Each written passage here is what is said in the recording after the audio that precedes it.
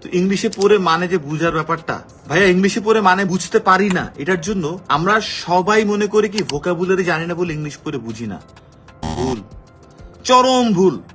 আমার ক্লাসে আমি ডিরেক্টলি দেখাই দেই, আমার টু ফলস এর একটা ভিডিওস আছে, ইউটিউব চ্যানেলে যায় দেখো, এখানে আছে, আমাকে যেটাই দিবা না কেন আমি তোমাকে দেখাই দিব এবং আমি করে করে তোমাদেরকে বিশ্বাস অর্জন করাবো যে একটা লাইনের দুই তিনটা অ্যাডভান্স ভোকাবুলারি তুমি যদি না জানো, still you can answer man.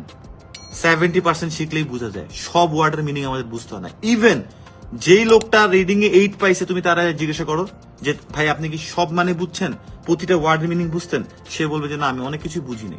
তাহলে আপনি 8 পাইলেন কিভাবে? রিডিং এর জন্য যে অ্যাডভান্স লেভেলের ভোকাবুলারিজ গুলো আছে সেগুলো তুমি কোনোদিনও পড়ে মুখস্থ করে শেষ করতে পারবে না, বিকজ রিডিং এ তোমাদের যে প্যাসেজ গুলো দেওয়া হয় সেগুলো এক একটা জার্নাল থেকে, এক একটা রিসার্চের জায়গা থেকে তোমাদেরকে দেওয়া হয়। এখন মেডিকেল টার্মিনোলজি নিয়ে যে রিসার্চ গুলো হয়েছে সেগুলো মেডিকেল টার্মিনোলজি রিলেটেড ওয়ার্ডস গুলো আসবে। তুমি কি এখন ডাক্তার হয়ে যাবা নাকি সবকিছু ওয়ার্ড মুখস্থ করতে যাবা? বা তুমি কি পুরো এটা কখনো সম্ভব? এটা কখনোই সম্ভব না। তাহলে কি মানুষ আইএলটিএস ভালো স্কোর করে না?